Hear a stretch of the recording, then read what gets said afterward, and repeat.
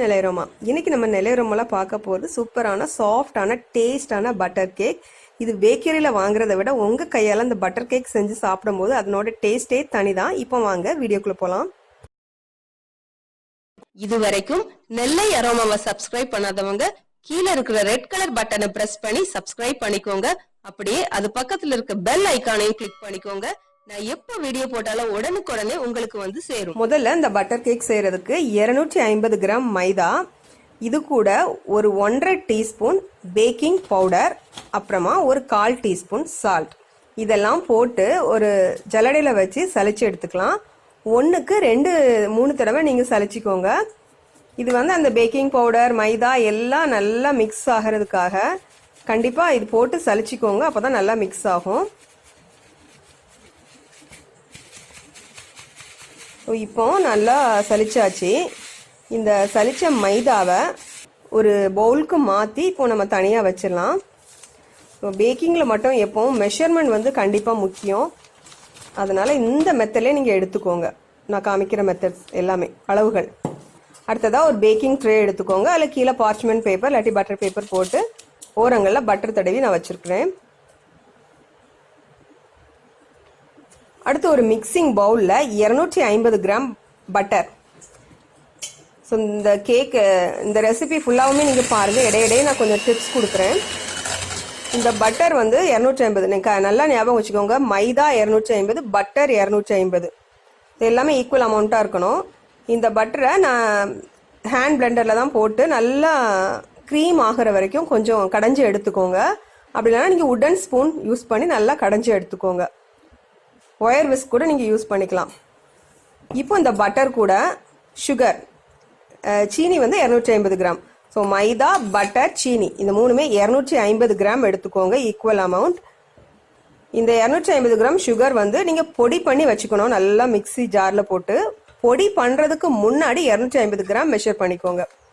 இது இப்போ பொடி பண்ண சீனியை நம்ம அந்த கடைஞ்சி வச்சுருக்க அந்த பட்டர் கூட கொஞ்சம் கொஞ்சமாக சேர்த்து இந்த சீனியை சேர்த்து கடையலாம். இந்த சீனியை வந்து மொத்தமாக போட்டு கடைஞ்சிட்டிங்க அப்படின்னா முகத்தில் தெரிக்கும். கொஞ்சம் கொஞ்சமாக போட்டு கடைஞ்சிக்கோங்க. நல்ல க்ரீம், அதாவது இந்த பேல் எல்லோ ஆகிற வரைக்கும், வெளிர்னே மஞ்சள் கலர் ஆகிற வரைக்கும் நல்லா கடைஞ்சி எடுத்துக்கோங்க. அந்த க்ரீம் வந்து நல்லா சாஃப்ட் ஆயிடணும். ஸோ இப்போ வந்து இந்த பட்டர் வந்து கண்டிப்பாக ரூம் டெம்பரேச்சரில் இருக்கணும். ஃப்ரிட்ஜிலேருந்து அப்படியே எடுத்து போடாதீங்க. ஃப்ரிட்ஜிலேருந்து எடுத்து ஒரு 2 மணி நேரம் வெளியே வச்சுக்கோங்க. அதுக்கப்புறமா கேக் செய்கிறதுக்கு நீங்கள் யூஸ் பண்ணிக்கோங்க. இப்போ பாருங்கள், நல்லா கடைஞ்சி அதை நல்லா க்ரீம் ஆகிற வரைக்கும் கடைஞ்சிக்கோங்க. இப்போ பாருங்கள், இந்த பட்டர் வந்து நல்லா கடைஞ்சி க்ரீம் ஆகிற வரையும் கடைஞ்சி எடுத்தாச்சு. இப்போ இது கூட நம்ம முட்டை சேர்க்க போகிறோம். 5 முட்டை எடுத்து வச்சுக்கோங்க, லெக்கான் கோழி முட்டை.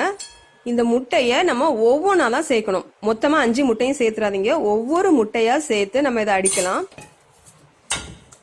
அடுத்த டிப் என்ன அப்படின்னா, இந்த முட்டை கூட ரூம் டெம்பரேச்சரில் தான் இருக்கணும். ஸோ ஃப்ரிட்ஜில் இருந்து அப்படியே எடுத்து யூஸ் பண்ணாதீங்க. எப்போவுமே கேக் செய்கிறதுக்கு முன்னாடி முட்டை, பட்டர் எல்லாத்தையும் ஃப்ரிட்ஜில் இருந்து எடுத்து வெளியே வச்சுருங்க. ஸோ ரூம் டெம்பரேச்சருக்கு வந்ததுக்கு அப்புறம் தான் நம்ம பேக்கிங்கில் யூஸ் பண்ணணும். ஒவ்வொரு முட்டையாக சேர்த்து அடித்து எடுத்துடலாம்.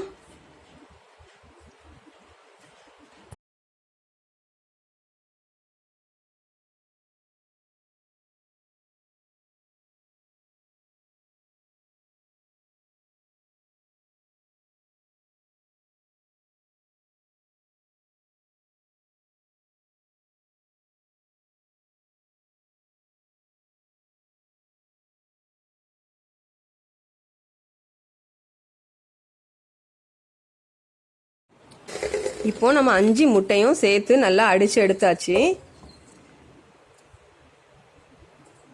இப்போ இது கூட நம்ம சேர்க்க போகிறது எசன்ஸ். ஸோ நான் இன்னைக்கு வெனிலா எசன்ஸ் சேர்க்குறேன். நீங்கள் வந்து பைனாப்பிள் எசன்ஸ் கூட சேர்த்துக்கலாம். இதில் எசன்ஸ் வந்து கண்டிப்பாக சேர்த்துக்கோங்க, அப்போ தான் அந்த முட்டை வாடை இருக்காது. எசன்ஸ் சேர்த்துட்டு இதையும் கொஞ்சம் நல்லா மிக்ஸ் பண்ணி விட்டுடலாம். அப்புறமா இன்னொரு டிப் என்ன அப்படின்னா, பேக்கிங் பவுடர் வந்து நான் சொன்ன அளவை விட நீங்கள் அதிகமாக சேர்க்காதீங்க. 250 கிராம் மைதாக்கு 1.5 டீஸ்பூன் பேக்கிங் பவுடர். அதிகமாக பேக்கிங் பவுடர் சேர்த்திங்க அப்படின்னா கேக் வந்து ட்ரை ஆயிரும், வறட்சி ஆயிரும். அதனால் அதிகமாக பேக்கிங் பவுடர் சேர்க்காதீங்க. இப்போ நம்ம முட்டை எசன்ஸ் சேர்த்ததுக்கு அப்புறமா அந்த பீட்டரை எடுத்துடலாம். இனி நமக்கு பீட்டர் தேவையில்ல. ஒரு உடன் ஸ்பூன் எடுத்துக்கோங்க. இப்போ நம்ம சலிச்சு வச்ச மைதா, பேக்கிங் பவுடர் சேர்த்து சலிச்சு வச்ச மைதா, இந்த மைதாவை கொஞ்சம் கொஞ்சமா இந்த பேட்டர், அதாவது வெட் பேட்டர்ல போட்டு ஈரமான மாவுல போட்டு நம்ம கலக்கலாம். கலக்கும் போது இனி மைதா கலக்கும் போது இதை வந்து ஜென்டலா மிக்ஸ் பண்ணணும். நான் மிக்ஸ் பண்ற மெத்தட் வந்து கட் அண்ட் ஃபோல்டு மெத்தட். இந்த மெத்தட்ல நீங்க மிக்ஸ் பண்ணிக்கோங்க. ஏன்னா பேக்கிங் பவுடர் கலந்துருக்கும், அதனால நம்ம ஜென்டலா தான் மிக்ஸ் பண்ணணும். அப்புறமா முட்டை. அடுத்த டிப் என்னன்னா எக்கோட வெள்ளைக்கரும் நம்ம அதிகமா சேர்க்கக்கூடாது. அதிகமா சேர்த்தாலும் கேக் வந்து வறட்சி ஆயிரும். ஸோ எக்கு சேர்த்தா சாஃப்ட் கூட இன்னும் கொஞ்சம் சாஃப்ட் கிடைக்கும் அப்படின்னு நினைக்காதீங்க. கரெக்டான அளவு இதுதான். இதுக்கு மேல நீங்க முட்டை சேர்த்தீங்கனாலும் அந்த கேக் வந்து வறட்சி ஆயிரும். ஸோ இதே மாதிரி நல்லா சாஃப்டா, அதாவது நல்ல ஜென்டலா மிக்ஸ் பண்ணிக்கோங்க மைதா சேர்த்து.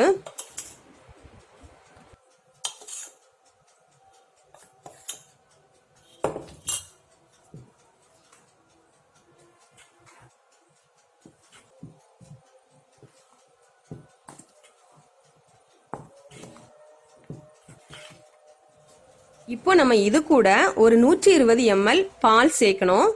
இந்த மாவு சேர்த்து மிக்ஸ் பண்ணும்போது இது வந்து கெட்டியாகி வரும். அந்த டைம்ல நீங்க பால் சேர்த்துக்கோங்க. அதாவது பால் கொஞ்சம் மாவு கொஞ்சம் இப்படி மாத்தி மாத்தி சேர்த்து மிக்ஸ் பண்ணுங்க. பால் வந்து கரெக்டா 120 ml தான் சேர்க்கணும் அப்படின்னு அளவு கிடையாது. இதை விட கம்மியா கூட நீங்க சேர்க்கலாம். இந்த கன்சிஸ்டன்சி வந்து கரெக்டா வர வரைக்கும் இந்த மாதிரி பால் சேர்த்துக்கோங்க. பால் சேர்த்து மிக்ஸ் பண்ணிக்கோங்க. பாலுமே நீங்க வந்து ரூம் டெம்பரேச்சர்ல தான் வச்சிருக்கணும்.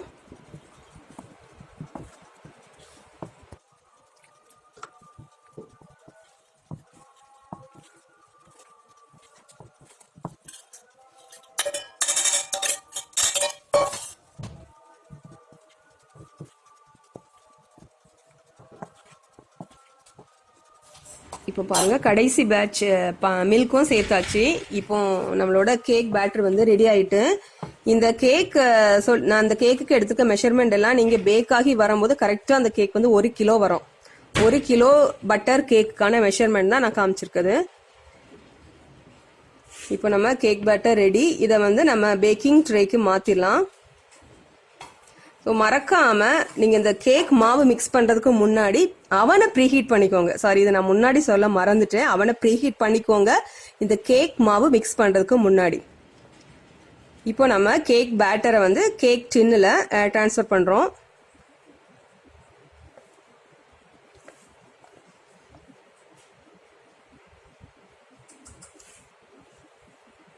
இப்போ பாருங்க, டிரான்ஸ்ஃபர் பண்ணியாச்சு. கண்டிப்பா இது வந்து ரொம்ப முக்கியம். அதாவது கேக் டின்னை வந்து நல்லா டேப் பண்ணிக்கோங்க. உங்க கவுண்டர் டாப்ல வச்சு டேப் பண்ணிக்கோங்க. உள்ள காற்று குமிழிகள் இருந்தா வெளியே வரும். இந்த காற்று குமிழிகளோட நீங்க பேக் பண்ணீங்க அப்படின்னா அது வந்து கேக் வந்து ஓட்டையா வந்துடும் உள்ளெல்லாம். அதனால பார்க்க நல்லா இருக்காது. ஸோ டேப் பண்ணிட்டு இப்போ அவன்ல வச்சிடலாம். ப்ரீஹீட் பண்ண அவன்ல ஒரு 150 டிகிரி செல்சியஸ்ல ஒரு 30 to 35 நிமிஷம் வச்சுக்கோங்க. அவனுக்கு அவன் டெம்பரேச்சர் மாறுபடும். அதனால இடையில நீங்க செக் பண்ணிக்கோங்க. இப்போ பார்த்தீங்கன்னா கேக் வந்து சூப்பராக பெர்ஃபெக்டாக ரெடி ஆயிடுச்சு. நல்லா பேக் ஆயிட்டு. கேக் வந்து எப்படி பேக் ஆயிருக்குன்னு பார்க்கணும். நடுவில் ஒரு கத்தியில் டூத் பிக்கை குத்தி பாருங்க. சைடில் வந்து ஒட்டாமல் வரணும். ஒட்டாமல் வந்துச்சு அப்படின்னா கேக் நல்லா பேக் ஆயிருக்கு அப்படின்னு அர்த்தம். இப்போ இந்த கேக்கை வந்து நல்லா ஆற விட்டலாம். ஆறுனதுக்கு அப்புறமா தான் நம்ம வந்து ட்ரேல இருந்து எடுக்கணும். கட் பண்ணுறதும் அப்படிதான். ஆறுனதுக்கு அப்புறமா தான் கட் பண்ணணும். இல்லாட்டி கேக் வந்து அப்படியே ஸ்கிராம்பிள் அப்படியே உதிர்ந்து போயிடும். அதனால கேக்கு வந்து நல்லா ஆற விட்டுருங்க. ஸோ இப்போ ஆறுனதுக்கு அப்புறமா நல்லா ஓரங்களை லூஸ் பண்ணிட்டு ஒரு ட்ரேல அப்படியே கவுத்தி எடுத்துடலாம். அப்படி ஆறுனதுக்கு அப்புறமா எடுத்தீங்கன்னா சூப்பரா அழகா வெளியே வந்துடும்.